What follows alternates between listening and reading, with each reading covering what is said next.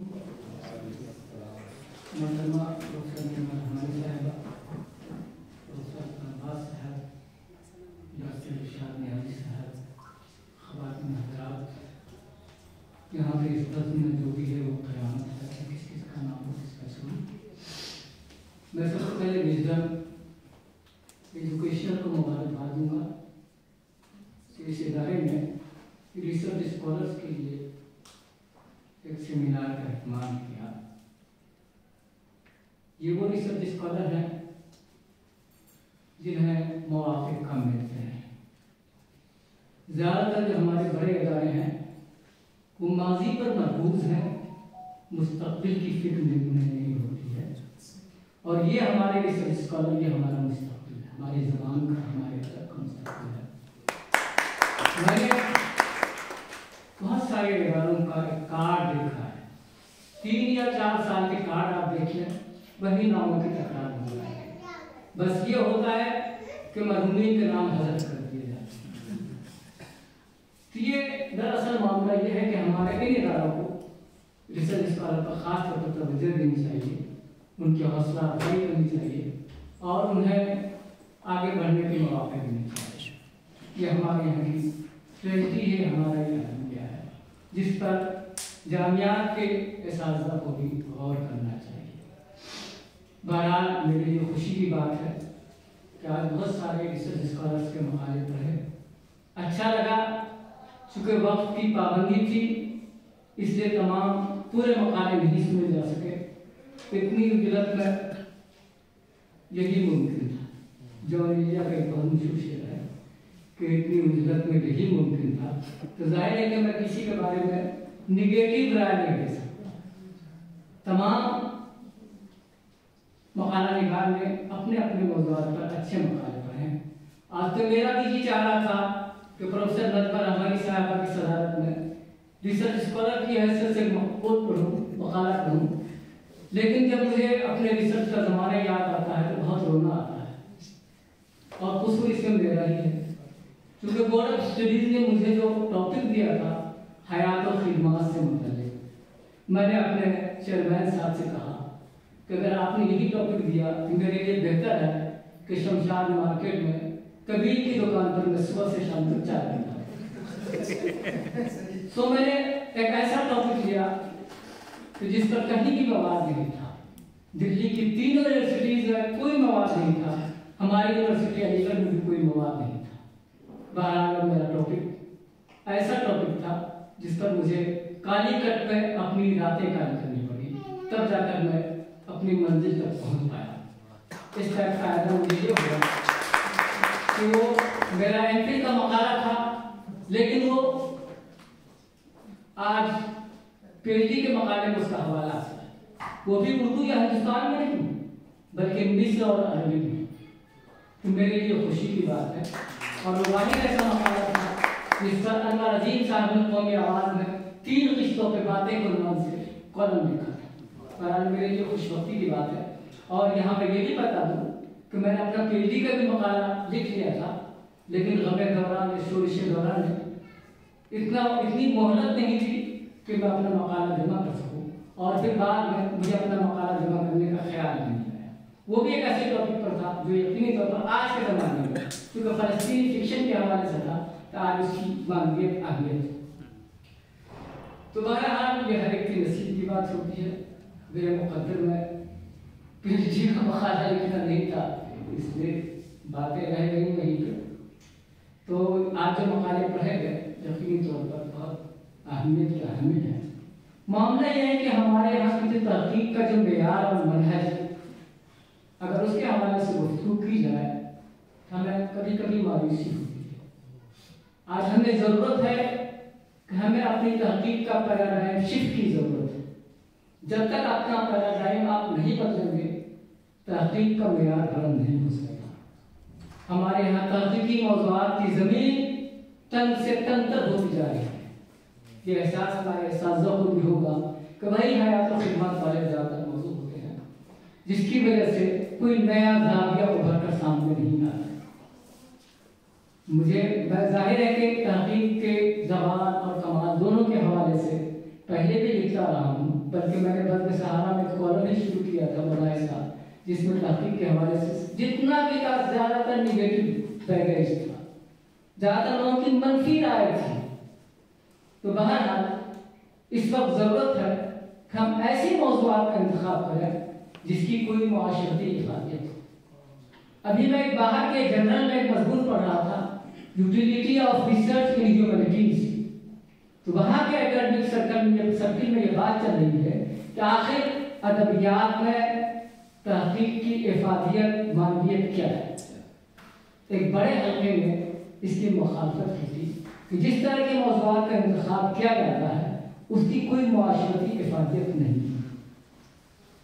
آخر کیا وجہ ہے کہ سوشل سائنس یا سائنس کے موضوعات پر جو تحقیق کی جاتی ہے اس کی معنویت دائمی ہو جاتی ہے یا اس کی معنویت زیادہ ہوتی ہے، لیکن ہمارے ادبیات کے اندر جو تحقیق کی جا رہی ہے اس کا دائرہ بہت ہی سکڑا ہوا سمٹا ہوا ہوتا ہے۔ دائمی اقدار کے حامل یا دوامی قدر کے حامل موضوعات کا انتخاب نہیں کیا جاتا۔ مسئلہ یہی ہے کہ ہمارے پاس موضوعات کی کمی ہے، ہم نے اپنے ادب کا دائرہ اتنا محدود رکھ دیا ہے کہ غیر علومی مطالعات سے ہمارا رشتہ ختم سا ہو گیا ہے۔ جب تک ہم اپنے ادبیات کا رشتہ تمام علوم سے، سماجی سیاسی اور سائنسی علوم سے نہیں جوڑیں گے، ہماری تحقیق غیر مفید ہوگی۔ بہرحال بات تو بہت ساری ہے، کہنی ہے، لیکن یہاں اس وقت بڑے بڑے لوگ تحقیق کے حوالے سے، زبان کے حوالے سے لکھ چکے ہیں۔ پروفیسر رؤف طارق صاحب کا بھی مضمون آ چکا ہے، معین الرحمن عقیل صاحب کی تحریر آ چکی ہے، لیکن میں سمجھتا ہوں کہ ان لوگوں نے 50 60 70 صفحات میں جو لکھا ہے اس سے کم لفظوں میں رضا نقوی باری صاحب نے 3 نظمیں کہی ہیں، ایک پیجی کے عنوان سے، ایک محقق کے عنوان سے اور ایک تحقیقی مقالہ برائے فروخت کے عنوان سے۔ میں چاہتا ہوں کہ اس نظم کی کچھ منظر جو میں آپ لوگوں کو سناؤں تاکہ احساس ہو کہ ہمارے یہاں تحقیق کے زبان کی کیفیت کیا ہے۔ انہوں نے بڑی خوبصورتی کے ساتھ، بہت سلیقے کے ساتھ ہماری معاصر تحقیق پر زبان کیا ہے۔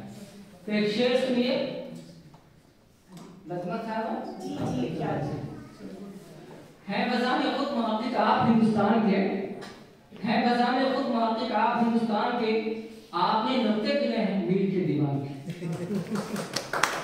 زیر تحقیق آپ کے رہتے ہیں یہ سب مسئلے، زیر تحقیق آپ کے رہتے ہیں یہ سب مسئلے، کس طرح چوہے پڑے تھے گھر میں مومن خان، 5:05 پر یا 5:07 پر، 5:05 پر یا 5:07 پر جاب میں توڑا تھا دم زانوں پہ مٹھی جان کے، جاب میں توڑا تھا دم زانوں پہ مٹھی جان کے، رند نے بے وفا کے عشق میں کھائے تھے لوگ، رند نے بے وفا کے عشق میں کھائے تھے لوگ، وہ چھری کے ضرب تھے یا گھاؤ تھے قربان کے۔ دھن سے یہ ثابت کریں دلی تھا ملٹن کا وطن، دھن سے یہ ثابت کریں دلی تھا ملٹن کا وطن، اور سودا کے چچا بوچر تھے ہندوستان کے۔ اسی طرح انہوں نے ایک نظم محقق سے لکھی ہے جس میں انہوں نے لکھا ہے کہ ویسے تو 100 مواد ہیں تحقیق کے لیے، ویسے تو 100 مواد ہیں تحقیق کے لیے، جیسے لہر کا درد کے جلتے تھے کے لیے، اور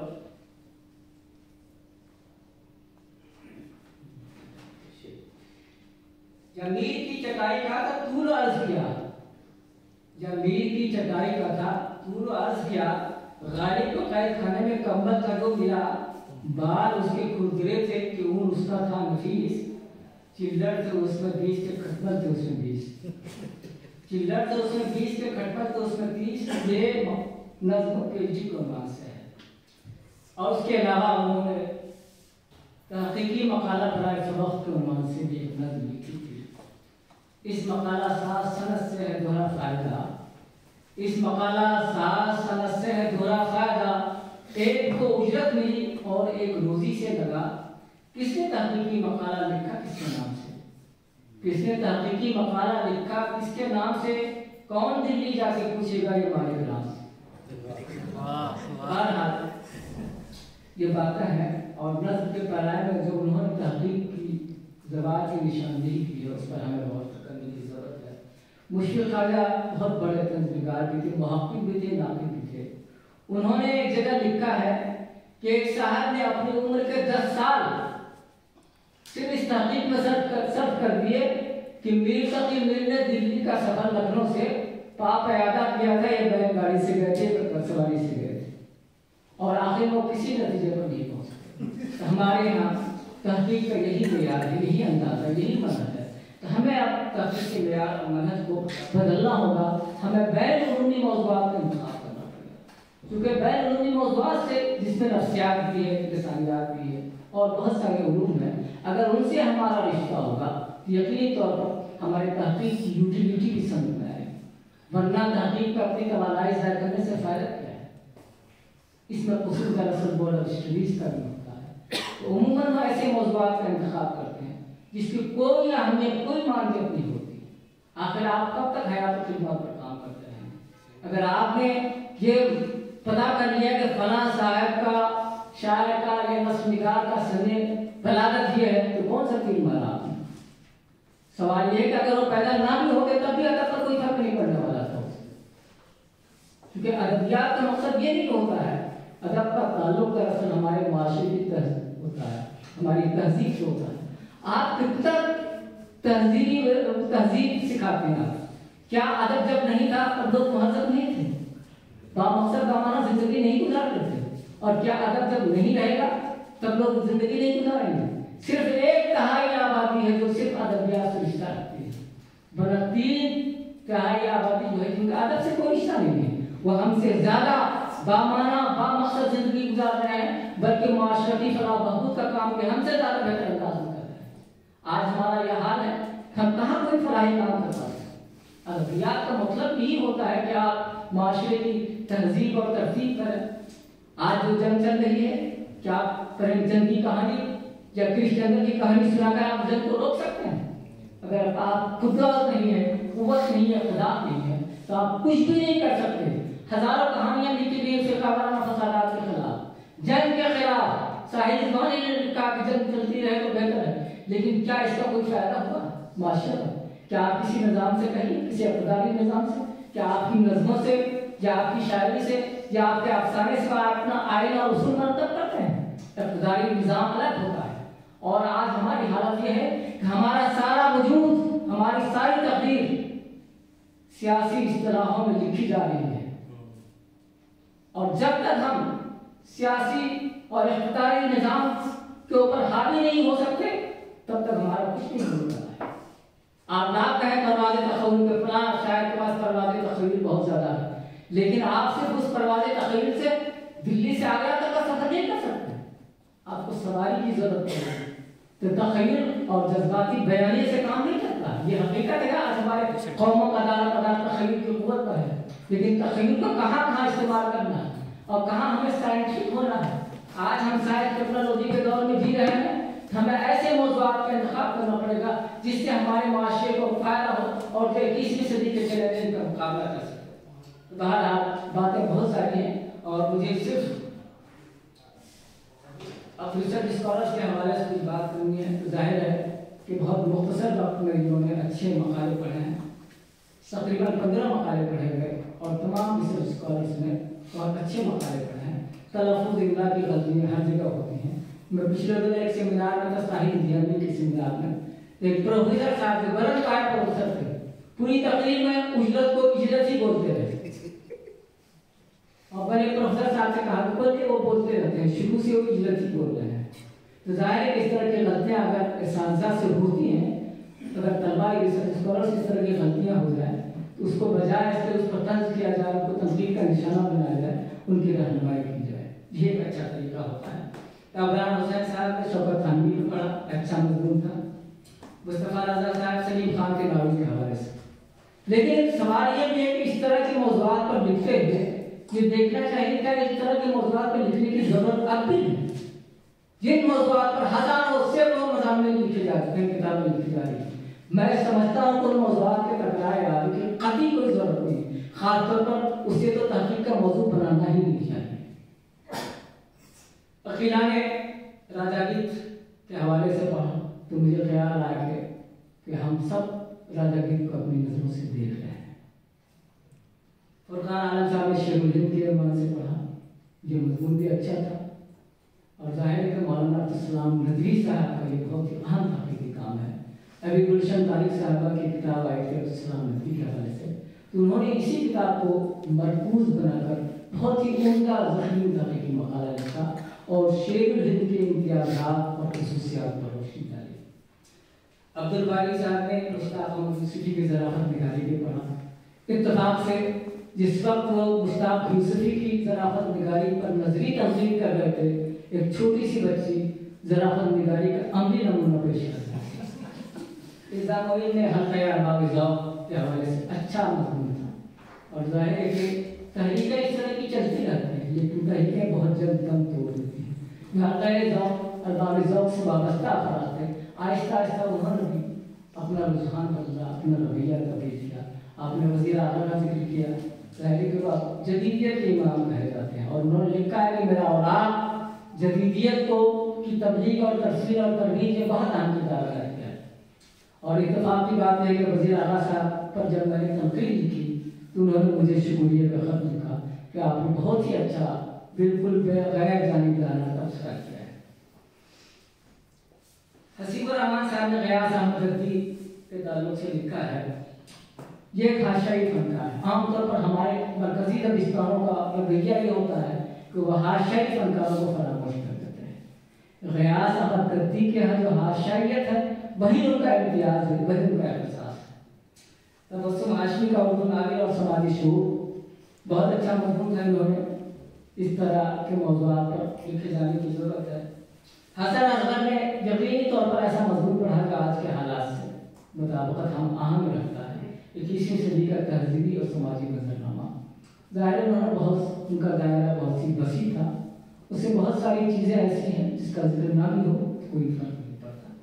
سعدیہ پروین، خواتین اور تنقید نگاری، یہ مضمون بھی ایک نئی جہت کا مضمون ہے، اس پر بہت کم کام کیا گیا ہے، اور خواتین کے تعلق سے عام طور پر خواتین کا عام طور پر یہ شکوہ ہوتا ہے کہ ایک تو ہمیں تنقید کا حصہ نہیں بنایا جاتا، اور دوسری شکایت یہ رہتی ہے کہ خواتین میں تنقید نگاری، جبکہ ایسا نہیں ہے۔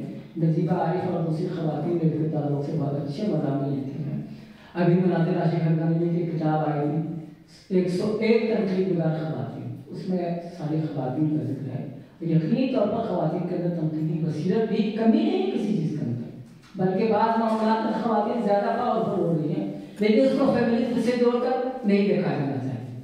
میں پہلے فیمنزم کے حوالے سے کہتا رہتا تھا، بولتا رہتا تھا، لیکن اب میں سمجھتا ہوں کہ فیمنزم کے بجائے کمیونزم کی بات کی جائے تو زیادہ اچھا ہوگا، کیونکہ یہ جو فیمنزم ہے یہ بالکل اینٹی بایوٹک دوائی کی طرح ہے، جس کے بہت زیادہ سائڈ افیکٹ بھی پڑتے ہیں۔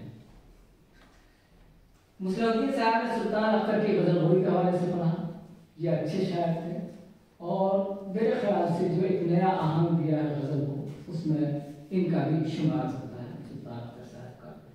شہباز قدیر چودھری، مشرف احمد ذوقی، جو ہم سب کے مشترکہ دوست ہیں، ظاہر ہے کہ ان کے ساتھ بہت وقت گزرا ہے، وہ زود نویس تھے، اور زود نویسی کی وجہ سے ان کو کچھ نقصانات بھی برداشت کرنے پڑے، لیکن ایک بات ہے، آپ مشرف احمد ذوقی کی زبان اور بیان کی خامیوں پر گفتگو کر سکتے ہیں، مگر فکشن میں ان کو نظر انداز نہیں کر سکتے آپ۔ محمد اکمل حسین نے شانتی رنجن بھٹاچاریہ پہ مضمون پڑھا، یہ یقینی طور پر ایک بڑے محقق تھے، بنگال کے تعلق سے ان کا کام بہت اہم ہے۔ ابھی کچھ دنوں پہلے فاروق اعظم صاحب کی کتاب آئی تھی، تو ظاہر ان کا مرکزی تحقیقی شانتی رنجن بھٹاچاریہ ہے، تو انہوں نے ان کے تمام امتیازات پر اچھی روشنی ڈالی گفتگو کی ہے۔ شاہ رخ صاحب نے روف رضا پر مضمون پڑھا، ظاہر ہے کہ دبستان دلی سے تعلق رکھنے والے وہ ایک اچھے شاعر تھے، بنیادی طور پر انجینئر تھے، انٹیریئر ڈیزائنر تھے، لیکن شاعری میں ان کا کوئی جواب نہیں تھا۔ سب سے بڑی بات ہے ان کا تعلق دبستان دہلی سے تھا، وہ دبستان دہلی جس کے کئی امتیازی خصوصیات بتائی جاتی ہیں، وہ ساری امتیازی خصوصیات اب معلوم ہوتی جا رہی ہیں۔ اس طرح کی جو دبستانی تقسیم کی گئی ہے لکھنؤ اور دہلی کی، میں سمجھتا ہوں نہایت مہمل، غیر منطقی، غیر معروضی تفریق، کوئی ضروری نہیں کہ آپ دلی میں رہتے ہو تو آپ کو دلی کے ماحول کا ہی اثر ہو، آپ کو کہیں پر ماحول کا اثر ہو سکتا ہے، اور کوئی ضروری نہیں کہ لکھنؤ میں رہنے والے کا وہی حال ہو، وہی ماحول ہو جو وہاں کے شاعروں کا وہی حال ہو۔ تو میں سمجھتا ہوں کہ اس طرح کی دبستانی تحقیق نے شاعری کے معیار اور منہج کو پر بہت منفی اثر ڈالا ہے۔ تو میں اس طرح کی دبستانی تقسیم کے سخت خلاف ہوں۔ میں نہیں سمجھتا ہوں کہ کسی بھی شاعری کو اس طرح کی دبستانوں میں تقسیم کرنے کی ضرورت ہے۔ تو انہوں نے دبستانی دہلی کے اہم شاعر کے حوالے سے کہا، لیکن اس دبستانی دہلی کے شاعر کا لہجہ سب سے الگ تھا۔ اس پر آپ کلاسیکی دہلی کے شاعروں کا یہ میل ذوق یہ سب کو تلاش کرنے کی ضرورت نہیں، ان کا اپنا لہجہ تھا، اپنا انداز تھا، اپنی فکر تھی، اپنا زاویہ نظر تھا۔ مدینہ خان نے سفر نامہ جاپان کے حوالے سے پڑھا، مصطفیٰ صاحب نے بہت سفر نامے لکھے ہیں، خاکے بہت لکھے ہیں، کالم لکھتے رہتے تھے، اور میری خوشی قسمتی یہ ہے کہ انہوں نے میرے اوپر یہ خاکہ لکھا جسے بہت پسند بھی کیا گیا۔ میں نجی حوالے سے گفتگو کرنا پسند نہیں کرتا، لیکن چونکہ مصطفیٰ حسین صاحب کی بات آ گئی تھی اس لیے میں نے یہ بات کہی ہے۔ تو میں اپنی بات یہیں ختم کرتا ہوں، باتیں تو بہت ساری ہیں، اور میں سب کو مبارکباد دیتا ہوں کہ ماشاءاللہ آپ لوگوں نے اچھے مقالے پر مختصر وقت میں اتنے 15 مقالے کے لیے تو 15 دن چاہیے ہوتے ہیں یا 5 دن چاہیے ہوتے ہیں، لیکن بہت مختصر وقت میں سارے مقالے پڑھے گئے، اور میں سمجھتا ہوں ہر ایک مقالہ نگار نے اپنے اپنی حد تک بقدر ظرف کے حسب مقدور اپنا حق ادا کیا ہے، اور میں ان کے روشن مستقبل کے لیے دعا کرتا ہوں۔ باقی پروفیسر عبدالباز صاحب، ڈاکٹر ارشاد نیازی صاحب، پروفیسر نظر رحمانی صاحبہ اپنے تفصیلی خیالات کا اظہار کریں گے۔ میں بھی ایک مضمون لکھ کے لایا تھا، میں چاہ رہا تھا طلبہ کی صدارت کروں، لیکن اب وقت کا بحث دینا چھوڑتا ہوں۔ خدا حافظ، شکریہ۔